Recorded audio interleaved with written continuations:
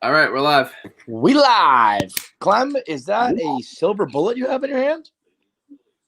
And are the mountains blue? Frosty, Kev. My fingers are freezing off. It's so cold. When I was in high school, there was this exchange student from Kazakhstan, and his name was Christoph. And he used to say, "Let's drink frosty beers. I want frosty beers." So for all of high school, we used to say frosty beers. This kid was wild, man. Do you remember the Super Nintendo game Lemmings? Yes. He looked like a lemming. He had the exact same like floppy hair as a lemming, and he was super tall, and he was from Kazakhstan, like prior to Borat, so nobody knew what the fuck Kazakhstan was. And he was living in it was like a scene of it was almost like a plot of a teen movie. He was like living with my friend who was like the party kid. He always threw parties at his house. So we just had this Kazakhstanian kid named Christoph drinking frosty beers with us. It was wild, man. It was so weird. I think of Can't Hardly Wait, the fucking foreign exchange student. It was literally exactly like that. That's what I was like, we're living a teen movie, and he would have appreciated. Oh boy. Fuck. He would have appreciated. Get your Coors Lights out, because it's not like I care about winning or losing here, but I do care about keeping the Diaz train on the tracks. And right now, a blown save would be a little bit of a derailment. So fuck. I didn't want to tweet it out. I tweeted out after he closes the game. I thought it was on the spot. I thought you were tweeting because of, it's his entrance music. I thought you tweeted it when he was coming out. I didn't know you had a whole thing going for afterwards. That's all. I don't trust him. That's why, Kevin. That's the dirty secret. I really don't trust him. On Twitter, it's not a secret. It's not a secret, Clem. We openly say it.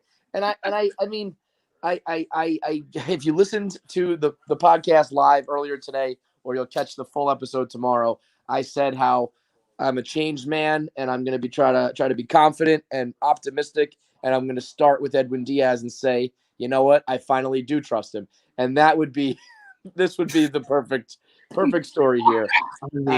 You can't ever trust anybody in this goddamn ball club. People listening tomorrow, like the train, and it's like Edwin Diaz gave up 8 runs last night, and we're just like, we're gonna do. Actually, they walk it off. Actually, they can't even do that. He can only hurt us so much, but nonetheless, nothing but trust. This is our last season. We can be like this. Yes. We hit the reset button once Stevie buys the team, and it's over. Well, right? I think that's what I'm gonna hope. But my thing is like, let's say you've been in like an abusive relationship, and then you get in a new one. It's not like you're all of a sudden you're just like normal. Like, okay, I have a good boyfriend now, so now I'm a normal girl. No, you're still a fucking crazy girl. So I'm gonna try to turn over a new leaf. The thing is that the leaf is just mangled. It's just a pile of fucking dust. I'm not even a leaf anymore. I'm just a fucking piece of garbage. But the thing is, when he's dealing like that, the second out, the strikeout with the high fucking fastball that was like rising at 101 and just blew him away. I mean, when he looks like that, he's unbelievable. And I just want to believe that's going to be the case every single time. And I think we're fine. I think he's going to get out of this. I think we're fine. He's going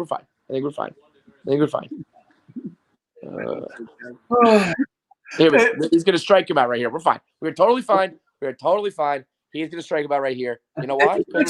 His K rate goes to like 20 per 9 innings. Like, it's something ridiculous. Yeah, they just said it. I think it was like 48 strikeouts in 24 innings. I think it's like legitimate. It's insanity. But yeah, we're fine. He's good. We're fine. When he hit the 100 on the gun too, it gives me that little feeling, because he has the movement, and then the 100 just gives you the straight chills. You know what he does have? He has terrible posture. Look at that neck. It's all fucking. He's got that Portnoy arch neck. Oh boy. There we go. Put it in the books. Let's go. Put it in the books. Put it in the Edwin Diaz book. Hit it with me, Clem. Give it to me again. Retweet it again. Bump it up to the top.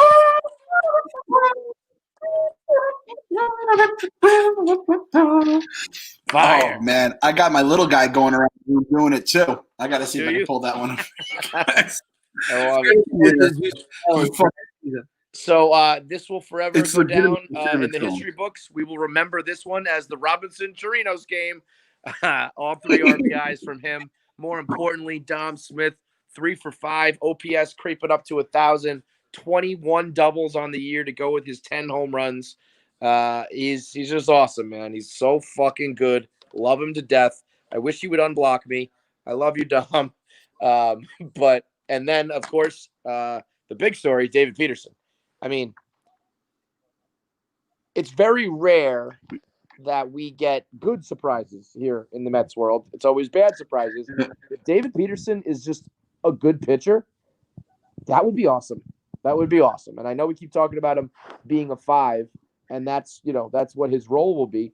But what if he pitches like a 3? What if he's like actually just good and he's not just the back end of the rotation, plug him in? That would be pretty fucking cool. And if the one thing that we do, well, I was going to say the one thing we do right, and we can't really say that. I was going to say is pitching. We fuck up the pitching, but at least we have a history of some good pitchers, you know? And even like Jake, when he came up, he wasn't really the superstar the way the other guys were. And maybe that's going to be Peterson, where it's just like, oh, yeah, this lefty who's got some good stuff. And maybe he'll just be a consistent-ass pitcher for us. That would be a delight. David Peterson, Sandy Alderson, draft pick. Interesting how that works. See, that's also, you know what's great about the Alderson move is the guys who were drafted by him probably have some sort of connection to him. I'm sure they've when they get drafted, you have conversations with them, and I would at least hope. I don't know how dysfunctional we are if there's never even any communication, but maybe some of these guys who sometimes would feel like, if a new regime comes in, it's like, oh, fuck, I was never really a part of Brody's plan. So who knows what the future holds for me? Well, now David Peterson can rest assured he's all good. You know what I mean? As far as Sandy goes, I'm not saying he's all set career-wise. I'm just saying he can say, listen, my president of baseball operations is the guy I know has faith in me because he fucking picked me. It's just so funny. Like, Sandy built this house. He built it from the ground up. It took a lot of work. There was a lot of tears, sweat, blood.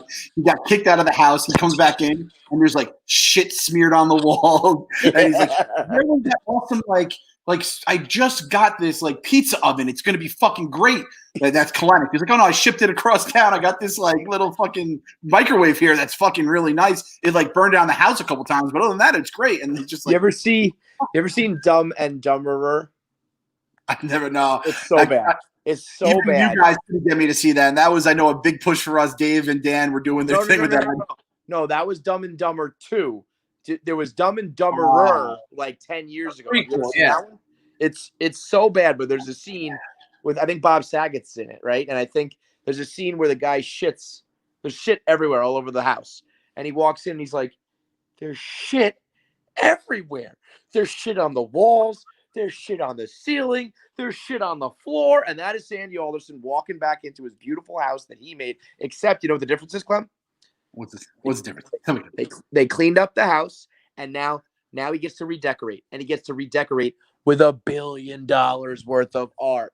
We'll put the pointing man here. We'll put the fucking shark there. We'll put the blue Monets and the Picassos here and there. And we will decorate the fuck out of this house because you got Uncle Stevie bankrolling your new house, motherfucker. I can see the sob story. Sandy's like, I really love this house and blah blah blah, and I got kicked out of it and blah, blah, and the violins are playing. He was sick, obviously, and then it's gonna be Uncle Stevie, and it's gonna be Extreme Home Makeover, where it's they didn't make over the house; they just literally built a new house, and Steve's just gonna tear the old house down, keep all the nice appliances, and then build him a fucking gigantic in the sky. It's gonna be El Jefe is gonna be down there. He's gonna be like, move that bus, and just lo and behold, this beautiful mansion for Sandy Alderson to live in and rock with. God, it's got to be so awesome for him. Again, I really hope. I haven't heard anything about his health, so I would just assume he's up for the job and everything going well. But boy, you think about him, he did have bad health. He was dealing with the Wilpons. He had his chance, but they fell short. And in his mind, he was probably like, well, I'm out of baseball in as far as major positions go. These guys always linger around with some sort of low level spots, but he probably thought his time was done, and he probably was okay with that. He's probably, I don't want to deal with these fucking Wilpons anymore. And then all of a sudden all this unfolds. And next thing you know, you're back at the top in a great position for you with the organization you probably wanted to be with if it wasn't for these weasel rats. And now you got the best owner in baseball. He's got what a turnaround for him. You must be thrilled. Yeah, you go. It's fucking Simba going back to Pride Rock. Right. What? What'd you say, Clem? It's like Simba coming back to Pride Rock. It's just a bunch of shit everywhere. And he's coming back and going to fucking Jeff Wolf on hyenas. And now he fucking gets the rain is coming, and we're going to have grass growing from the ground again. Who's God. Simba? Who would Simba be? Jake? Coming back. Like, trying to think of who Simba would be, like, you know, getting fucked with by Scar. I mean, really, Simba's David Wright in a weird way. I know he's not there anymore, but it's David Wright. Shout out to David and his new book. What do you got? They gotta hire David. He has to bring David in. I think that's a foregone conclusion as far as, you know, some. What did A-Rod have with the Yankees? Like something about player development, some shit, some special advisor to player development. You know, that's if I'm just assuming. I could see David Wright being like, he might have the baseball mind to be like a manager. I don't know if he, you know, if he wants that type of pressure or whatever. But I could see him being, you know, involved in some way, no doubt, and maybe down the road in a major way. Just, you know, just for like karma and like what he deserves from the sports gods. Like, let him thrive in baseball in some other way because stenosis fucked him over. And B, just from a fan point of view, like, you know, just to have some sort of, it's not the Wilpons anymore where you need to like sell tickets in every single way with all these gimmicks, but, you know, just to have a familiar face that the fans love and is involved somehow still. I think why not, you know? And David, that's the thing. Like, if you're a book, buddy, come on the show. We'd love to promote your book for you. I know you did it with Gelbs. He keeps it pretty tight to the vest. It's not like he's doing all sorts of press. I'm sure he'll do something with the 7 line and Darren. He's doing something with SNY and the post game with Gelbs. But like, come on over. We'll do. We gotta believe. We're optimistic now. We're no longer assholes. Don't worry. Come on down. I'm speaking for myself. It's fine. It will be good. I doubt he could find anything, even going back. You're never going to say anything bad about David Wright. Like, you just felt bad for the guy the entire time. I'll tell you right now. Let's just get it out on the table. I thought he didn't have a great arm at third. He always lollipopped the throws over there. And I maybe once or twice made fun of his voice sounding like Michael Jackson. Other than that, you ain't going to find anything bad about David Wright. I always spoke highly. That's like the other day when we were doing ATI and Mike and Lana Rhodes were in. And Lana was like, at first she wasn't sure if she was going to do ATI or if she was just there to watch. And Lana was like, I'll be honest, I didn't want to do this at first. I didn't even want Mike to do it. I don't want you to come because I Googled this and like I found an article talking shit about me. And I was like, no. I promise you, I was never talking shit about you. So she's like, it might have not been you, but somebody was like saying nasty things about me. And then like we're trying to piece it together. And she goes like, maybe it was I think it was maybe Nate. And I was like, you fucking asshole, Nate. But I was like, listen, I promise you, I've been on the Lana Rhodes train since day one.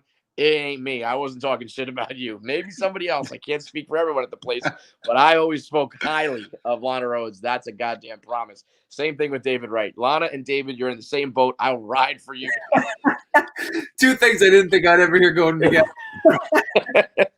Man, you know what I love about David Wright? This is why I would love to talk to him. I mean, he's just so under the radar, never any drama, has that smoke of a wife and beautiful kids and like just no drama. I mean, God, if there was somebody in this world who deserved a better fucking hand than he was dealt, it's David Wright. Fucking stenosis is a goddamn crime. And really the saddest thing of all with the stenosis is I think because so much bad shit happens to the Mets and because they're so used to people like me and Frank Fleming complaining all the time and they think that we're lying or making it up or exaggerating, that I think it's almost like white noise. Like, oh, that's just the Mets being the Mets. Another bad thing happened. Whatever, keep it moving. And they don't appreciate the gravity of that, how good he was and how much was taken away from him. I mean, he was incredible. He was so good. Like the best third baseman in the game, no doubt for a time. And then people are just like, oh, yeah, and then he got hurt, whatever. And it's like, no, you guys, we all missed like a Hall of Fame career because of it. I remember when he retired and just like the amount of like, oh, what's the big deal about David Wright? It just showed like ignorance of people. You know what I mean? Yeah. Like you look at that one year when they literally took all his power alleys and jacked him back like 100 feet in the fences because, again, the Wilpons. But other than that, like, until the injury actually started derailing him, he was – and he had just shit luck. He got hit in the head by the Matt Cain pitch. Like, he just had, like, stuff like that happened to him, and he still was, like, awesome. He was a good third baseman. He had, obviously, the arm issue. And he was, like, the greatest dude ever. I mean, you saw the way Howie talked about him. You hear the way everyone who's ever met him talked about him. And, like, I always said Derek Jeter is, like, the dude who's, like, was, like, the king of New York, but you would never want him to take your sister out on a date. Where David Wright, you would be like, I want you to marry this. And I call him up. He's a great boy. Like, he's just like, he's fucking Mickey Mouse in baseball form. He's, like, the purest thing you'll ever see in your life. It really is, and, man. I'm telling you, I'm going to call it now. I'm calling it now. October 20th. David Wright will manage his team to a World Series at some point in our lifetime. Just going to put that on the table now. He's going to go with you know why? Mattingly had spinal stenosis. Yeah. Same thing. Then he came Mattingly, and then he's out here managing a World Series type of club. I mean, it could happen, no doubt. I like that. I like that prediction, Clem. David Wright talking to Grom weekly is like he's Mr. Miyagi. He's like, this is all the I dealt with. Yes. Let it get distracted. That's how he hasn't killed anybody these past 3 seasons. I was on the team, we blew it in 07-08. Like, it could be way worse. And David's like, you know what? It's not so bad. I hate to even laugh about it because it was a serious issue and one that contributed to his downfall. But when David Wright came back and he was wearing the gigantic Spaceballs helmet, it's one of my favorite things ever. And Milmore would Photoshop it like just a little bit bigger, so it just looked preposterous. But you were like, wait a minute, is that real? That's right up there with who was it? Alex somebody, the pitcher on the Padres who had the hat helmet. He came to us. We had him for a minute too. He came to our team. What was his name? It was Alex something, right? All I know is anytime he wore it, this is the first thing that popped in my head every time. From the Jetsons? Yeah. The side by side. Yes, that was it. Oh, so fucking good. And you know, did I ever tell you the Matt Wright story, his brother? Mm-mm. So his brother Matt was working, I believe, at Village Poorhouse. And it was early in the Barstool days, probably 2010-ish. And maybe 11, and we got in contact. I don't know, on Facebook or some shit. It was before Twitter and Instagram and shit. And he's like, "Come on down." He's David Wright's brother. He's like, "Come on, we'll hang out. We'll watch the Mets game." And I'm like, "Fuck yeah! Like, let's do it. Maybe I can, meet David, get an in, hang out with his brother. This is so cool." And I think he was thinking like, "Oh, I'm going to talk to the Barstool guy," and so he's trying to impress me, I think. And he just starts pouring out shots of Jameson. And like he's bartending, but at one point he just leaves the bottle in front of me. And every time, he's slinging drinks, but every time he comes by into the bar, he pours out another shot of Jameson. And I'm trying to be cool, and I'm trying to be like, make a good impression. Maybe he goes back and tells David. So I don't want to turn down any shots or anything. I've never blacked out faster and harder than I did. Like usually when I say I black out, I mean that I'm really fucked up and I forget portions of the night or I won't remember certain conversations. This was like my last image was the bar and him pouring another shot of Jameson. And then I woke up with the lights on, my clothes on, like 5 a.m. And I had all these missed calls from my then girlfriend, who eventually became my wife, now ex-wife, being like, "What the fuck happened to you? Where were you?" And I was like, "I do not know. I could have killed a man last night. Matt Wright put me in my fucking grave, dude." I had a buddy who I think was actually at the Village Poorhouse. He's a cop, and they were like playing beer pong or something, and he's like, I think he must have known Matt Wright or something, and he was like, "Hey man, what's up? I'm David, blah blah blah," and they just started playing beer pong, and then like after like 20 minutes, the guy's like, "Yo, you're playing against David Wright," and he wouldn't have even known. He just was like, "Hey, I'm David," like, well, he was like, "I'm David Wright, third baseman of the Mets," and he was, it was dark in a bar, he wasn't thinking, and it was like that's just the kind of dude he was, just a regular guy hanging out at his brother's dive bar, and say like, "What do you think Keith Hernandez was doing when he was like the star of the Mets?" He was not going to fucking the Village Poorhouse, and that was my favorite bar back in the day. I love the Village Poorhouse. He wasn't going there. He was going to fucking Studio, what was it, Studio 54? That's where he was going. Now, I will say this, though.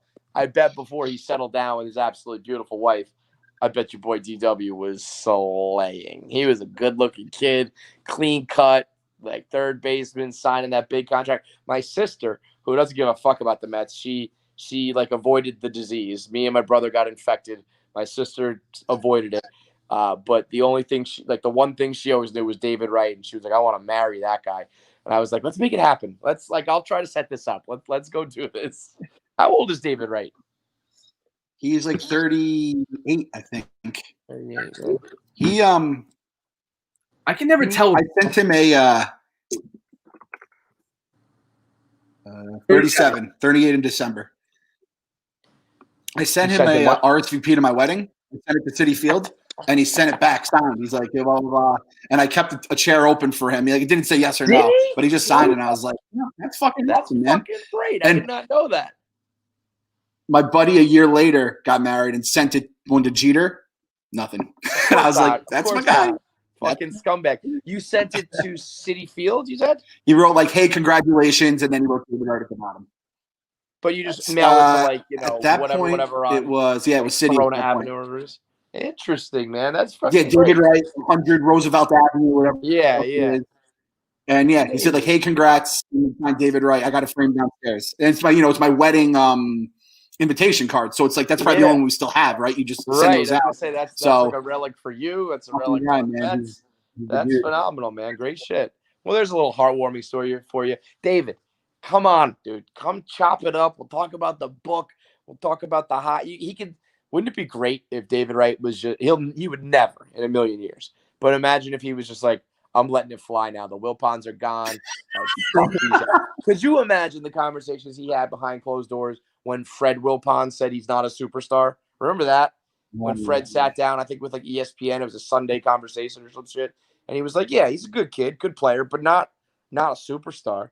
Like, what the fuck are you? I mean, what was the logic there? That was insanity. I'm getting angry. He just roasted everybody. He was like, yeah, not a superstar. Him, not a superstar. Him, not a leader. I was like, what is happening right now? And it was just par for the course back then. I would love to hear David's unfiltered thoughts, but you know him. He'd just be like, man, it was unfortunate what happened, but I don't wish anybody ill, and we're just trying to try to win baseball games. Like, it's really hard. Yeah. Unreal, man. Like, I hate those guys so much. I hate them. I'm so angry right now. I'm so angry after you just. I wonder, when do you think we'll relax? Like, I keep saying, we're on to bigger and better things. Let's turn the page. Again, it's a lot like a relationship and an ex, like where you badmouth them and still talk shit about them, even though it's like you got to move on and be happy in your new relationship and not even think about your ex anymore. But as long as it's still fresh in my mind, I'm still going to be like, fuck my ex, fuck them, fuck the Wilpons, you know? I think I'm going to badmouth them for at least like 2 more years. Oh, yeah. 100%. Right? I mean, yeah, like anytime, even like if Cohen does something good, I'm going to be like, fuck yeah, that's awesome. Could you imagine how Jeff would have handled this? I'm going to do that for, a decade. Without doubt. And if they do fuck up, you're just like, well, could have been way worse. Could have been the Wilpons. Could have been what the Wilpons are doing, yeah. All right, well, some good things. Meaningless W, but good to see Peterson. Great to see Dom. Shout out to Chirinos. And I love these early games, man. It's only 9:40. I'm going to go watch the new episode of The Boys. You watching The Boys Club? No, I got to get into it. You and Robbie have both, really like hammered it home. Did you watch Watchmen? Yeah, I love Watchmen. It was like my favorite show last year. Yeah, Watchmen is like the more sophisticated and intricate version, but The Boys is kind of the fun version of that, I think, like the real life superheroes. Mm-hmm. There's a scene in last week's episode, a sex scene, that is blatant. I mean, it's preposterous. It's absolutely patently ridiculous with superhero sex. It's phenomenal. It's the whole show is like everything you really would be like, well, if superheroes were around, they would fuck like this and they would fight like that and they'd do drugs and they would party and they'd be assholes and all this shit. I can't believe you've seen this. You will love it, dude. You'll love The Boys.